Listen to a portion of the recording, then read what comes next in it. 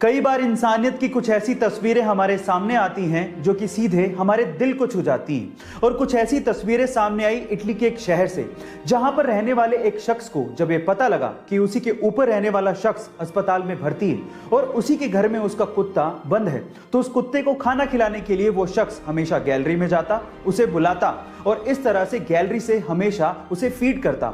और उसने उस कुत्ते को तब तक खाना खिलाया जब तक कि उसका पड़ोसी अस्पताल से ठीक होकर घर पे नहीं आ गया। गाइज, आपको इंसानियत की ये तस्वीरें कैसे लगी चैट सेक्शन में जरूर लिखेगा। और गाइज, आप में से बहुत से लोगों का SBI यानी कि स्टेट बैंक ऑफ इंडिया में अकाउंट जरूर होगा या फिर आपने उसके शेयर्स खरीद रखे होंगे। लेकिन क्या आप लोग इस बैंक की हिस्ट्री जानते हैं कि यह बैंक कितना पुराना है? चलिए मैं आपको बताता हूं। 1806 में इस बैंक को बैंक ऑफ कोलकाता के नाम से खोला गया था। बाद में इसका नाम बदलकर बैंक ऑफ बंगाल कर दिया। फिर bank of Bengal, bank of Bombay और बैंक ऑफ मद्रास, इन तीनों को मर्ज करके इसका नाम रख दिया गया इंपीरियल बैंक ऑफ इंडिया। और आजादी के बाद 30 अप्रैल 1955 को इंपीरियल बैंक ऑफ इंडिया का नाम बदल के स्टेट बैंक ऑफ इंडिया कर दिया गया। चाहे तो आप भी SBI बैंक के शेयर्स खरीद सकते हैं, लिंक डिस्क्रिप्शन बॉक्स में गिवन है। गाइस, आपको ये अमेजिंग इंफॉर्मेशन कैसी लगी चैट सेक्शन में जरूर लिखेगा। और गाइस, मान लीजिए कि आपको विदेश से, स्पेशली अमेरिका से जॉब का ऑफर आए, तो आप क्या करेंगे? और अगर ये ऑफर नासा से हो तो? और अगर अमेरिका का राष्ट्रपति खुद आपको फोन करके जॉब का ऑफर दे तो शायद आप मना ही नहीं कर पाएंगे।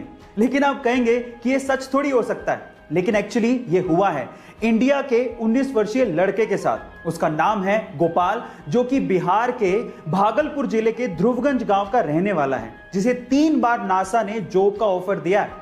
और तब के अमेरिकी राष्ट्रपति डोनाल्ड ट्रंप ने खुद ने नासा के साथ काम करने के लिए गोपाल को कहा था, लेकिन गोपाल ने तब यह कह के मना कर दिया कि वो देश में रह के देश के लोगों की सेवा करना चाहते हैं। गाइस, आपको one of the youngest scientist of India के बारे में ये सुन के कैसा लगा चैट सेक्शन में जरूर लिखेगा। हमारे यहां पर किसी का कुत्ता कहीं भी पोटी करे, किसी को क्या ही फर्क पड़ता है, लेकिन इटली के नेपल शहर में इससे निपटने के लिए एक अजीब सा तरीका अपनाया गया है।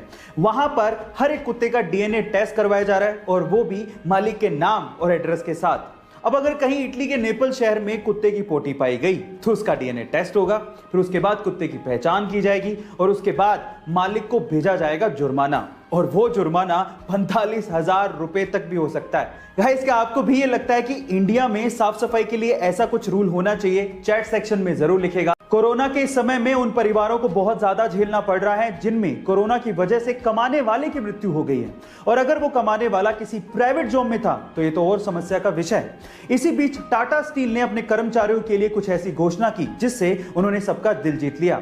टाटा स्टील के अनुसार अगर उसके किसी भी कर्मचारी की कोरोना की वजह से मृत्यु होती है तो उसके परिवार को सर्विस के 60 साल तक पूरी की पूरी सैलरी दी जाएगी। इसके अलावा परिवार को रहने के लिए घर दिया जाएगा और मेडिकल की सुविधाएं भी दी जाएंगी, और तो और उनके बच्चों के पढ़ाई का खर्च भी कंपनी ही उठाएगी। गाइस, टाटा स्टील की ये पहल आपको कैसी लगी चैट सेक्शन में जरूर लिखेगा।